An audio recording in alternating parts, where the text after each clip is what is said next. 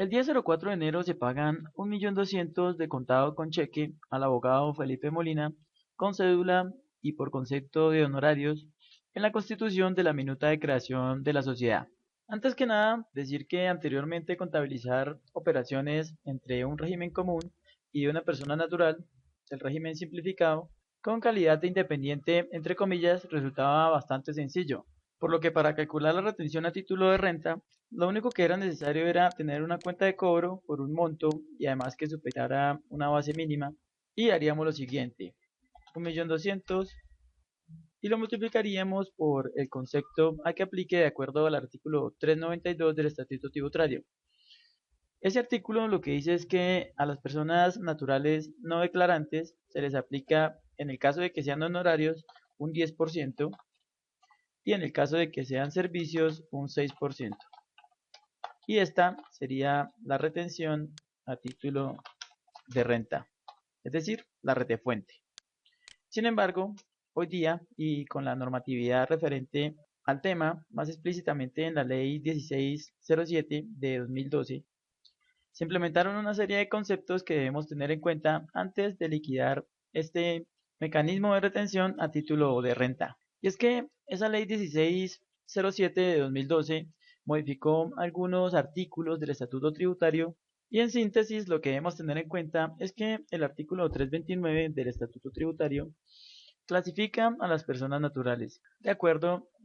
a unas categorías que mencionaré un poco más adelante. Adicionalmente, decimos que el artículo 392 es el que actualmente manejamos y que aplicaríamos en un momento determinado a la tarifa de retención en la fuente, de acuerdo al ejemplo que vimos hace un momento, puesto que en este artículo de lo que se habla es que a las personas naturales no declarantes de renta se les retiene un 10% por concepto de honorarios y un 6% por concepto de servicios.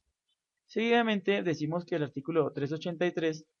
es el que aplica una tabla de retención que ya veremos y el artículo 384 aplica una serie de tarifas que también ya veremos en un momento, todo relacionado con el artículo 329 del Estatuto Tributario. Y como mencioné hace un momento, anteriormente existían prácticamente dos categorías de personas naturales con respecto a las retenciones, en este caso en específico. Decíamos que habían unos trabajadores que estaban vinculados en una empresa por un contrato laboral y además tenían un salario. Y por otro lado se consideraban independientes a las personas como abogados, contadores, ingenieros que ejercían la profesión de forma libre, es decir, no por medio de un contrato laboral, sino por un contrato de prestación de servicios sobre todo, y además lo que vengaban no era un salario, sino honorarios. Actualmente se considera así, sin embargo, la clasificación que actualmente tienen es un tanto diferente. Además, se consideraban independientes las personas que prestaban servicios, facturaban por servicios y además se les hacía una retención del 6% de acuerdo a lo estipulado en el artículo 392 que en ese entonces se le aplicaba tanto a los que vengaban honorarios como a los que vengaban por concepto de servicios. Sin embargo, ahora hay que destacar que el artículo 329 del Estatuto Tributario, que además fue modificado por la ley 1607,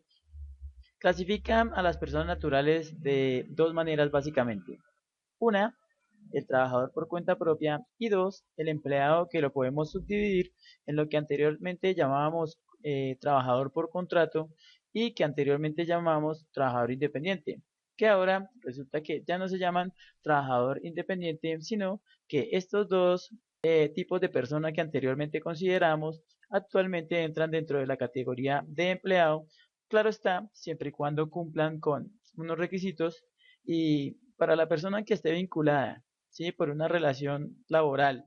legal y reglamentaria y que además devenga por salario, se debe tener en cuenta que el 80% o más de sus ingresos correspondan a el desarrollo de su actividad y por otra parte los independientes, por ejemplo los abogados, contadores, que puedan estar vinculados por un contrato de prestación de servicios o una figura similar y que devenguen por honorarios, comisiones o servicios, deben cumplir con la condición de que el 80% o más de sus ingresos deben provenir de su actividad. Además, no pueden tener insumos o materiales especializados y tampoco maquinaria o equipo especializado. Es decir, que de acuerdo al artículo 329, podemos considerar a esas personas que tienen un contrato normal, que son trabajadores normales dentro de una empresa, como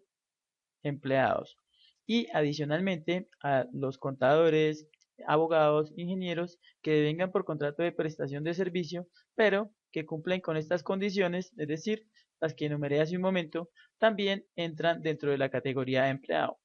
Y por otra parte, tenemos que el trabajador por cuenta propia cuenta con unas características especiales que veremos a continuación. No sin antes decir que a estos empleados,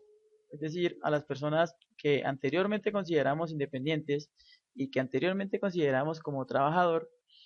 se les debe aplicar la tabla del artículo 383 para poder obtener la retención en la fuente aplicable. Además, decir que esta tabla se aplica una vez depurados ciertos conceptos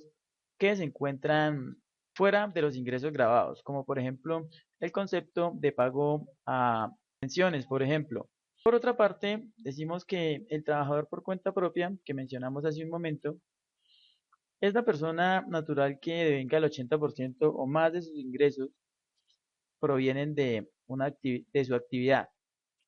y además desempeñan una de las actividades mencionadas en esta lista de actividades. Estas actividades no son muy comunes, sin embargo, el comercio al por mayor y al por menor resulta bastante fácil de recordar y además decir que a estas personas que se consideran trabajadores por cuenta propia, aplicamos en todo caso la tabla de retenciones del artículo 392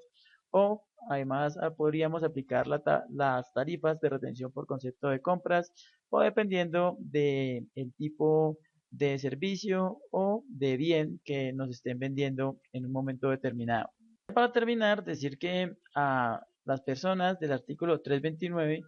que se consideran empleados dentro de la categoría de empleados y que además sus ingresos hayan sido superiores a 4.073 VT referentes al año anterior, se les aplicará la tabla del artículo 384, obviamente siempre y cuando cumplan con la calidad de empleado. Esta tabla la veremos dentro de un momento con un ejercicio un poco más práctico.